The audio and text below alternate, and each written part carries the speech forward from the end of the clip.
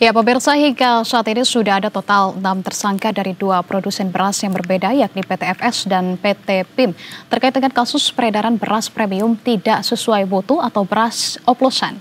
Dari semua tersangka posisinya sama, pemirsa, sama-sama pejabat di perusahaan produsen beras. Di mana yang salah sebetulnya? Sudah bergabung secara daring, sudah ada pakar-pakar untuk membahas polemik ini, pemirsa. Sudah ada Pak Firman Subagio, anggota Komisi 4 DPR RI dari fraksi Partai Golkar. Kemudian sudah ada Ibu Niti Emiliana, Ketua Yayasan Lembaga Konsumen Indonesia atau YLKI. Kemudian juga Bapak Sutarto Ali Moso, Ketua Perkumpulan Penggilingan Padi dan Pengusaha Beras Indonesia atau Perpadi. Dan juga Ketua Umum Asosiasi Pengusaha Retail Indonesia atau APRindo, Pak Solihin. Selamat malam Bapak Ibu sekalian, terima kasih sudah bergabung bersama kami. Selamat malam Mbak Anissa.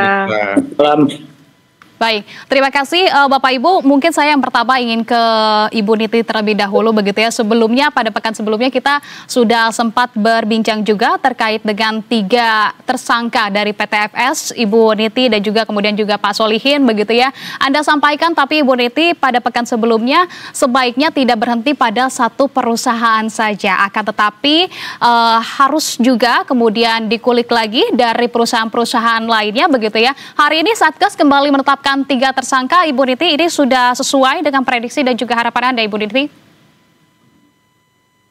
Ya, tentu ini yang perlu diinvestigasi lebih lanjut. Karena memang kenyataannya berdasarkan dari hasil lab yang diumumkan oleh Kementerian Pertanian, itu tidak hanya satu merek dan tidak hanya satu perusahaan. Nah, ini yang menjadi janggal kalau seandainya hanya satu perusahaan saja yang ditetapkan sebagai tersangka. Sedangkan bagaimana perusahaan-perusahaan lain?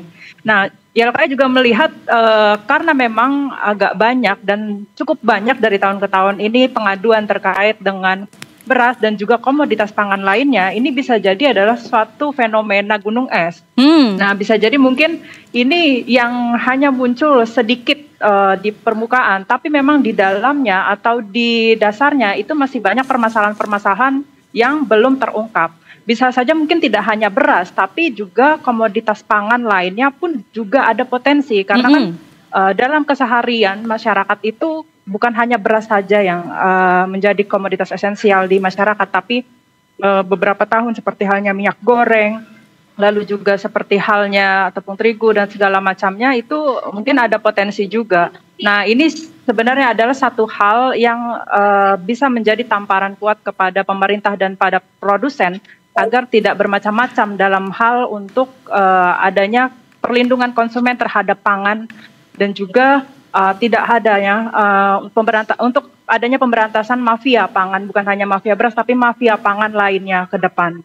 Ya, nah Bu Niti, kalau kita kulik lebih dalam dari rilis yang sudah disampaikan begitu oleh tim Satgas Pangan, dijelaskan kalau ada ketidaksesuaian di proses quality control-nya, QC-nya, sehingga memang penyelewengan ini bisa terjadi. Bagaimana kalau YLKI merespon hal ini? Bisa sajakah hal serupa juga terjadi di produk-produk pangan yang lain seperti yang Anda sampaikan tadi ya, di komoditas pangan yang lainnya? Ya, ini bisa saja terjadi karena kan komoditas pangan itu juga tidak hanya berada di produsen, tapi di rantai pasok pangan lainnya pun juga ada potensi celah-celah terjadinya penyimpangan. Dan ini dalam kasus ini terbukti adanya penyimpangan di dalam hal produsen. Produsen itu kan seharusnya kewajiban mereka adalah menjamin adanya kualitas dan juga pengecekan. Jadi ada quality control dan quality assurance, dan ini seharusnya menjadi standar yang mutlak bagi perusahaan sebagai dasar perlindungan konsumen agar produknya tersebut terjaga kualitasnya sampai ke sisi konsumen. Nah, sudah ditetapkan memang tersangka tersebut terbukti kan salah satunya berada di quality control. Nah, ini berarti di quality control ini yang tidak benar-benar terstandar dengan adanya perlindungan konsumen. Nah, ini menjadi pertanyaan juga, apakah memang perusahaan lain benar-benar menerapkan quality control meskipun itu perusahaan ternama, dan bagaimana dengan komoditas lainnya? Ya, tentu ini menjadi PR bersama juga. Ini menjadi tamparan kuat kepada produsen lainnya dan juga sebagai halnya pemerintah untuk melakukan pengawasan lebih kuat. Meskipun mereka perusahaan besar dan ada nama, belum tentu mereka comply dan patuh terhadap undang-undang dan juga peraturan yang ada di Indonesia yang justru merugikan negara dan merugikan masyarakat. Ya, beruntung juga kalau begitu pada diskusi kita malam hari ini begitu sudah ada Pak Sutarto juga selaku Ketua Perpadi. Pak Sutarto, ini juga kan yang dirugikan tidak hanya konsumen saja tapi juga petani dan juga pengusaha penggilingan padi turut juga dirugikan terkait dengan dari kasus oplos beras ini. Nah, bagaimana kalau dari Pak Sutarto sendiri melihat kasus ini? Ya, tentunya kami prihatin atas kejadian ini. Yang kedua tentunya ini masih dalam proses penyidikan. Tentunya kita akan tunggu seperti apa nanti hasilnya, hasil akhirnya.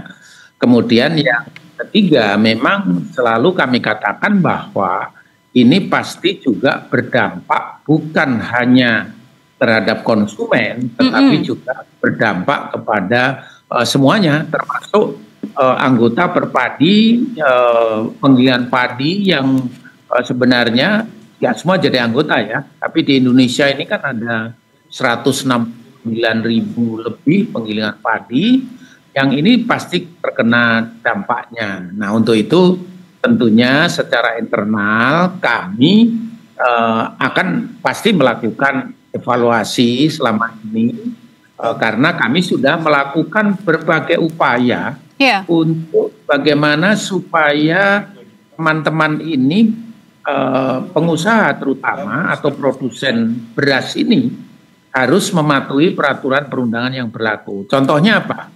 Contohnya tentunya kami selalu mengundang pemerintah di dalam forum-forum yang kami selenggarakan. Apakah forum rapat kerja, forum musyawarah nasional atau musyawarah kerja di daerah-daerah. Itu selalu kami melibatkan pemerintah, kita undang untuk menyampaikan peraturan-peraturan apa yang harus dilakukan, mulai dari misalnya masalah merek, masalah timbangan, masalah kualitas, standar mutu, semua itu kita lakukan sebagai organisasi yang mengemayungi teman-teman yang anggota tentunya. Nah, di samping itu tentunya kami juga selalu memberikan masukan kepada pemerintah apa yang diperlukan untuk agar konsumennya nyaman, produsen gabahnya nyaman yaitu petani, tapi juga pengusaha penggilingan padi dan pengusaha beras ini juga nyaman.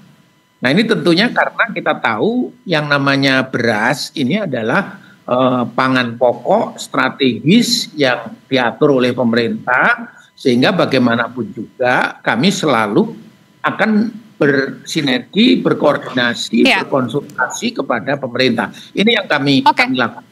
Pak Sutarto, saya ingin menekankan apakah artinya dari internal Perpadi sendiri ini memang sudah cukup ketat begitu ya untuk mencegah praktik manipulasi dari praktik manipulasi kualitas begitu seperti dalam kasus ini? Betul begitu? Ya, sebenarnya kami sudah selalu mendiskusikan dengan teman-teman. Tadi itu termasuk kami mengundang ahlinya dari kementerian dan lembaga terkait, itu selalu kami undang untuk menyampaikan. Dan tentunya lagi-lagi ini kan kejadian ini kan pasti ada sebab utamanya. Sebab utamanya itulah penyebab utama ini yang harus kita buka bersama. Kenapa? Pasti ada faktor yang berhubungan dengan internal kami, tetapi juga ada faktor eksternal.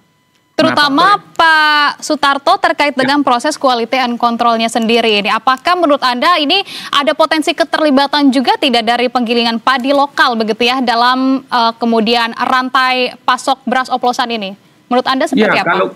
Kalau kita bicara penggilingan padi, yang saya katakan ada 169.000, kemudian 161.000 itu adalah kecil-kecil.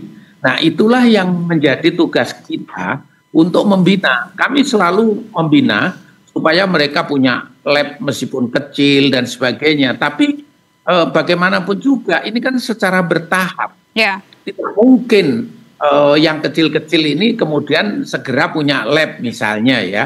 Lab kecil untuk untuk melakukan tadi itu penelitian-penelitian quality control-nya tadi. Tapi kalau yang besar-besar kami melihat bahwa mereka sudah punya Jadi punya dan mereka cenderung sudah melakukan politik kontrolnya itu tentunya harus dilakukan. Oke. Kalau ada hal yang tidak dilakukan itu berarti ada satu hal yang dilanggar dari SOP itu sendiri. Oke, itu upaya untuk memastikan bahwa praktik oplosan tidak bermula ataupun tidak berasal dari penggilingan begitu ya. Saya ingin ke Pak Solihin. Pak Solihin, sudah ada 3 tersangka baru yang sudah ditetapkan sebagai tersangka oleh Satgas Pangan begitu. Lantas dari ketiga merek yang dibawahi oleh 3 tersangka ini, apakah dari jajaran Aprindo ini juga dari retail modern sudah kemudian menarik stok-stok dari rak-rak para konsumen?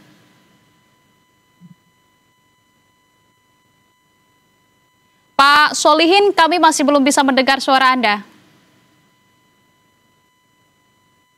Masih belum terdengar, Pak Solihin? Halo. Baik, ya. Sudah terdengar jelas. Selamat malam. Selamat malam Pak Tarto, Bu Niti, Pak Firman. Selamat malam.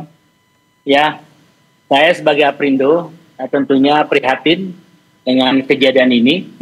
Justru di satu sisi kita dilema apa? Sejak diumumkan tersangka yang sebelumnya, kita sudah menarik produk dari display, walaupun ada anjuran dari pihak-pihak tertentu untuk tetap yang mendisplay dengan membuat potongan harga, ya.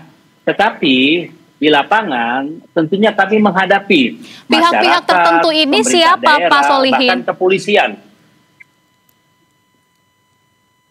Kita anggapnya Polres memanggil kita untuk dimintai keterangan. Polda, ya, di satu daerah dimintai keterangan. Di sisi lain, pemerintah daerah meminta untuk kita tidak mendisplay. Nah, di sisi lain, kami sebagai Aprindo dan anggota untuk menjaga stok beras agar masyarakat bisa ya mendapatkan beras, itu kita berusaha untuk mempertahankan. Tetapi kita dihadapi dilema hal yang seperti saya sampaikan tadi. Mau tidak mau, kita menarik beras yang sudah disebutkan terindikasi adanya pelanggaran. Demikian. Apakah itu yang kemudian beberapa waktu lalu begitu sebelumnya ketika 3 tersangka di awal yakni dari PT FS kemudian ditetapkan sebagai tersangka, stok-stok beras dari merek-merek mereka ini masih tersedia di rak-rak konsumen. Apakah hal ini yang kemudian menyebabkan hal tersebut, Pak Solihin? Ya, pertama sejak diumumkan memang kami peritel ya banyak yang sudah menurunkan beras yang dimaksud. Ya, nah karena itu ya stok beras di retail modern khususnya pasti terjadi minimal sekali ya, dan otomatis masyarakat pasti merasakan hal itu. Ya, karena stoknya sudah kita turunkan dan kita siap-siap akan mengembalikan ke pemasok tentunya dalam waktu 1-2 hari ini, ya, karena kita sendiri tidak mau dalam konteks kita menjual yang jelas-jelas kita menerima barang seperti dalam kemasan dan kita tidak punya kemampuan, sekali lagi saya bilang, untuk mengetahui apakah beras itu masuk dalam kategori yang pelanggaran seperti itu. Kalau begitu dari jajaran pengusaha juga mengalami kerugian yang cukup signifikan juga dong, Pak Solih? Ya bisa dikatakan gitu, artinya beras yang ada saat ini kan stok menipis sekali ini. Saya bisa pastikan.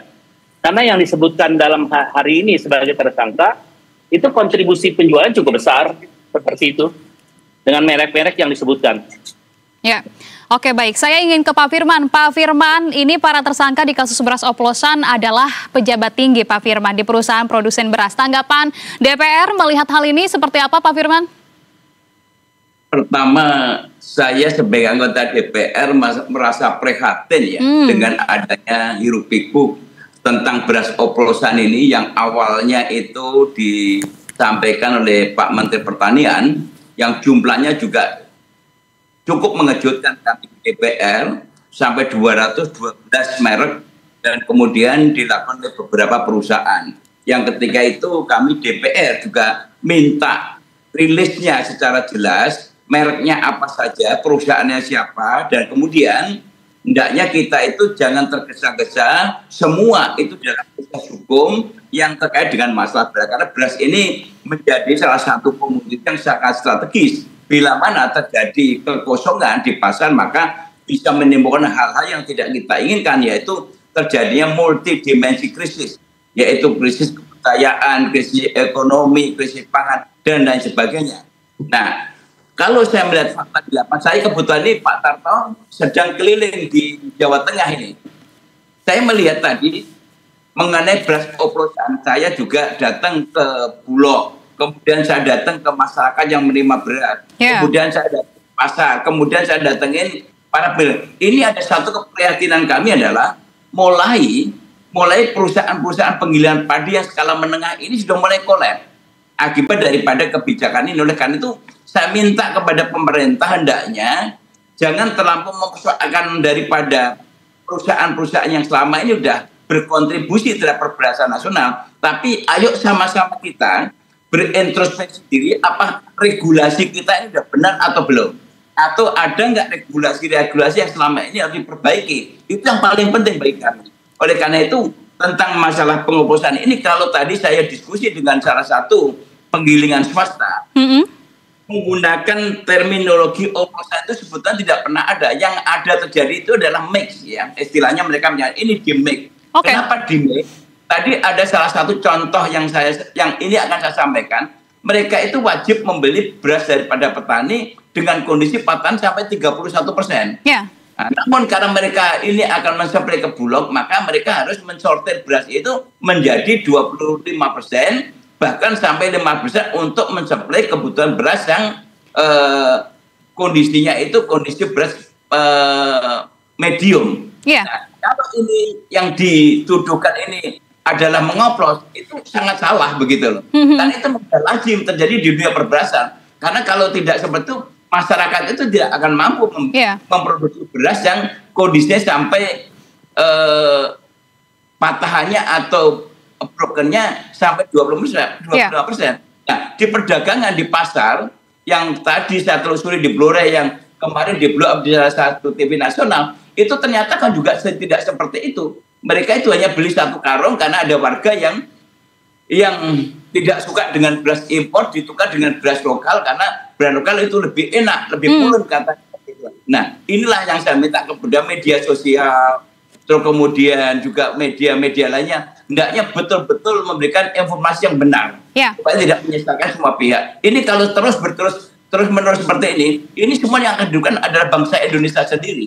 Kira-kira seperti itu. Oke, Anda sampaikan untuk beras medium saja ini kolaps begitu ya. Kita logikakan bahwa hukum permintaan dan juga penawaran untuk kemudian berlaku yang kemudian ini menimbulkan efek domino dari oplosan beras ini. Nah, lantas seberapa siap untuk kemudian kita begitu ya ini bisa memenuhi dari kebutuhan-kebutuhan menghadapi potensi dari kelangkaan beras, untuk kemudian juga dari beras medium yang Anda sampaikan juga sepertinya mulai kolaps begitu. Baiknya mengantisipasinya seperti apa? Kalau dari pemerintah sendiri sudah ada laporan masuk ke DPR? Laporannya secara detail sih belum, tapi saya meminta kepada pemerintah hendaknya jangan juga terlampau reaktif begitu. Jangan terlampau reaktif dan kemudian juga jangan tergesa-gesa untuk menarik. Itu udah statement saya 2 minggu yang lalu ketika kami rapat dengan Pak Menteri Pertanian. Karena kalau sampai ada instruksi menarik dan kemudian semua yang beredar ini ditarik, itu akan menjadi kericuan, menjadi buying time gitu, panic buying gitu. Ini bahaya sekali. Kalau sampai terjadi, maka ini akan terjadi persoalan tersendiri. Oleh karena itu, pemerintah hendaknya, yang saya lihat ini adalah regulasi kita sudah cukup bagus. Undang-undang pangan ada, undang-undang perlindungan terkait dengan konsumen ada. Pak Tarto dulu bersama kami yang membahas undang-undang pangan. Ini sudah sangat bagus. Yang saya kesankan ini adalah pemerintah apa untuk memberikan edukasi, sosialisasi terhadap regulasi yang ada. Ini yang saya lihat. Sehingga akhirnya aparat penegak hukum atau Satgas Pangan ini justru yang reaktif gitu. Begitu ada berita seperti ini jadi reaktif. Kalau reaktif ini menimbulkan masalah tersendiri, dan kemudian dengan reaktif itu kemudian langsung divonis bahwa mereka bersalah dan kemudian ada sanksi pidana, ini yang sangat berisiko bagi menurut pandangan saya seperti itu. Oke, baik. Saya ingin ke Bu Niti. Bu Niti, reaktif ini sebetulnya baik atau tidak terkait dengan kasus dari beras oplosan ini dan apa resiko terbesar yang kemungkinan akan kita hadapi, konsumen akan hadapi akibat beredarnya produk beras oplosan bermerek premium di pasaran untuk kemudian ada penarikan secara massal begitu. Baik atau tidak sebetulnya langkah reaktif ini? Iya, ini memang pasti ada potensi jangka panjang ketika memang ada penarikan secara massal, baik dalam hal kekosongan beras dalam merek tertentu dan juga stoknya dan juga terkait dengan fluktuatif harga, karena bisa jadi mungkin ketika memang terjadi kelangkaan ada potensi yang pelonjakan harga. Nah ini juga sebenarnya YLKI juga baru menemukan Bulog itu sudah melakukan gerak terkait dengan penyaluran beras SPHP. Jadi baru kali ini saya melihat kantor pos itu menjual beras SPHP. Meskipun saya bertanya-tanya kenapa kantor pos itu menjual beras dan juga ada merek halnya seperti gula dan minyak yang kenapa ya, meskipun itu menjadi sesuatu hal pertanyaan bagi saya kenapa kantor pos bisa menjual beras, tapi mungkin ini salah satu langkah dari Bulog dan juga pemerintah untuk menyalurkan beras-beras terkait agar stok yang berada di masyarakat itu tidak terjadi kekosongan gitu. Saya bertanya, memang apa? Ya. Ya, silakan Bu Niti. Iya, saya pun menanyakan terkait dengan persyaratan bagaimana konsumen ingin membeli gitu. Memang satu KTP itu bisa membeli 2 produk dalam 1 hari, dan juga sepertinya saya pun baru tahu pun dalam baru-baru ini. Jadi sepertinya sosialisasinya pun juga tidak terlalu masif dan juga hanya konsumen yang ketika datang ke kantor pos itu yang mengetahui hal-hal tersebut gitu. Nah ini pun juga amanah dari Bulog yang diamanahkan untuk kantor pos itu bisa menjual beras tersebut. Mungkin bisa jadi mungkin di gerai-gerai lain sudah terjadi adanya distribusi beras SPHP tersebut. Ini menjadi satu langkah bagi masyarakat untuk bisa mendapatkan beras gitu.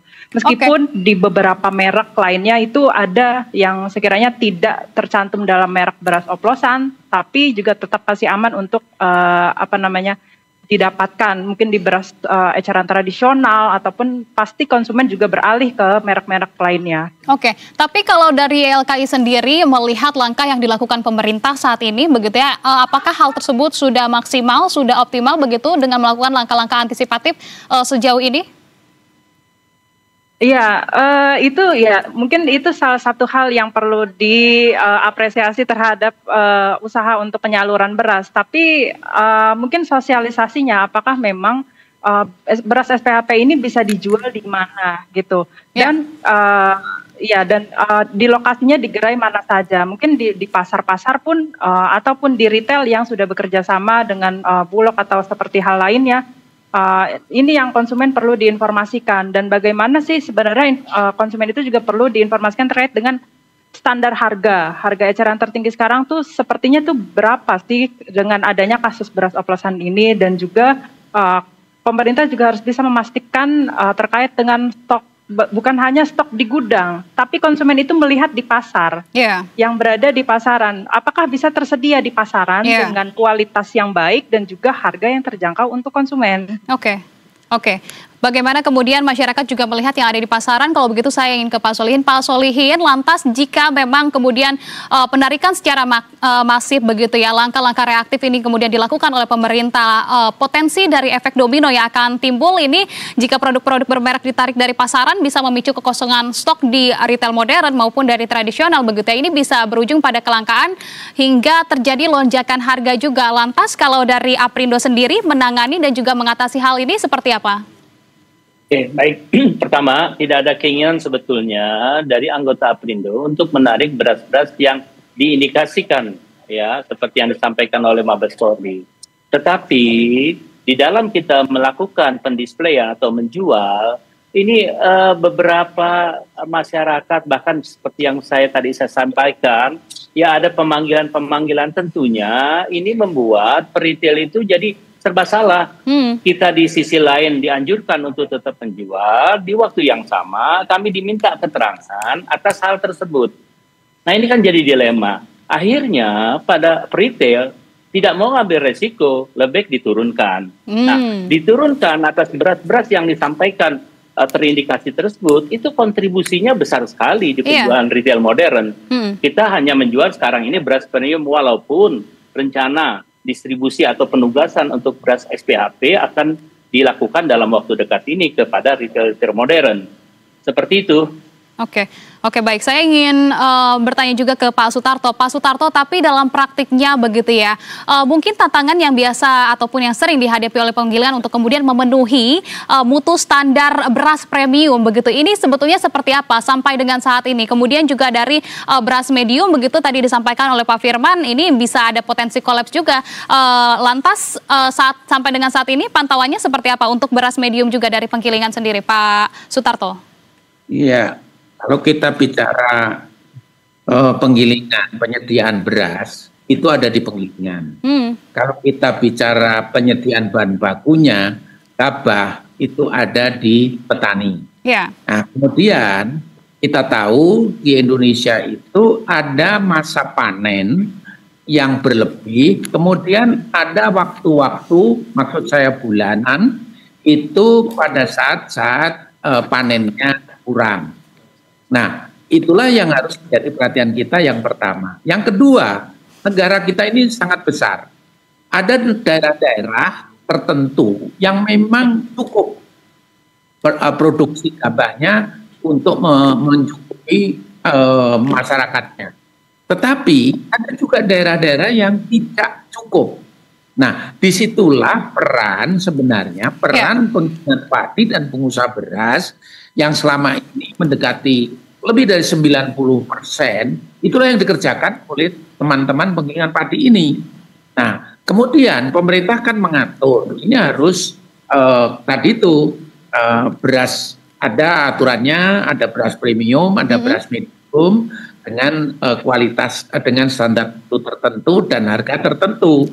Nah, itu semua akan bisa dipenuhi kalau produksi gabahnya itu memang mencukupi, kan begitu.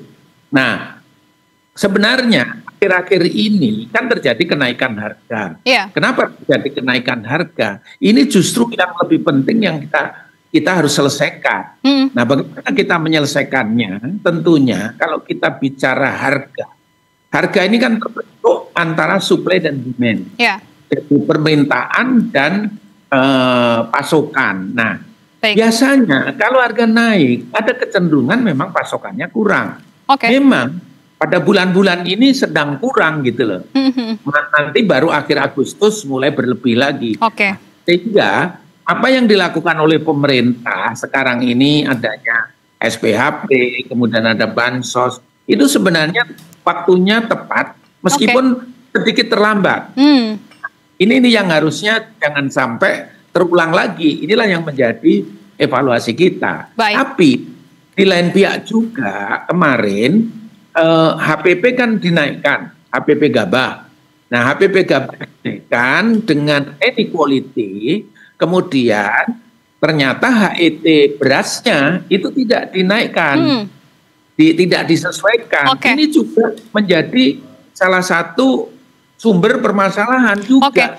Saya mendapatkan poinnya, Pak Sutarto, terima kasih. Kalau begitu terakhir saya ingin ke Pak Firman. Pak Firman, sudah ada 6 tersangkanya adalah para petinggi dari perusahaan. Anda apakah membaca dari hal ini ada oknum besar yang sebelumnya masih belum tersentuh, Pak Firman? Begini, saya bukan masalah itu dari tersangka atau tidaknya. Hendaknya kita harus hati-hati betul mengenai masalah ketersediaan pangan ini, karena memang masalah pangan ini kan masalah sangat fundamental. Kalau sampai terjadi kita tidak berhati-hati, maka akan terjadi sebuah risiko terhadap terjadi kekosongan pangan di masyarakat. Ini yang penting harus menjadi perhatian kita. Oleh karena itu, kalau tadi Pak Tarto menyampaikan tentang masalah pasokan, ini saya juga mengamati bahwa terjadinya gejolak harga yang kemarin cukup tinggi itu karena ada kesalahan, menurut pandangan saya ada kesalahan, karena Bulog sekarang ini publik juga tahu bahwa Bulog itu bukan seperti Bulog masa lalu. Bulog ini sekarang hanya menjadi operator, hanya bisa melakukan operasi pasar kalau ada penugasan. Nah, kemudian ketika terjadi gejolak harga, pasokannya itu berkurang kurang dan permintaannya itu tinggi, mesti akan terjadi gejolak harga. Kenapa? Ketika pemerintah mengumumkan ada 4,2 juta ton, yang 1,7 itu adalah dari impor. Nah, ketika itu Bulog tidak menyalurkan, kan tidak dapat perintah. Kalau ketika itu langsung pemerintah itu melakukan operasi pasar, maka ini akan menjadi salah satu bisa menekan terhadap masalah gejolak harga. Dan kemudian pemerintah juga jangan terlalu mudah mengubah kebijakan seperti SPHP. SPHP ini sebetulnya untuk bikin stabilisasi harga. Tetapi ternyata tadi yang saya temukan di lapangan, Bulog tidak bisa menyalurkan secara cepat karena harus ada menggunakan aplikasi. Bagaimana pedagang-pedagang pasar itu harus menggunakan aplikasi untuk nebus beras. Jadi regulasi-regulasi yang seperti ini yang sebetulnya semakin menghambat daripada distribusi beras. Itu kira-kira seperti itu. Oke, baik. Dampak dari beras oplosan ini masih belum tuntas. Kita masih akan terus mengawal jalannya kasus ini. Bapak-bapak sekalian dan juga Ibu Diti, terima kasih banyak atas informasi maupun update-nya dan juga waktunya. Salam sehat selalu. Sukses selalu untuk Anda semua. Terima kasih.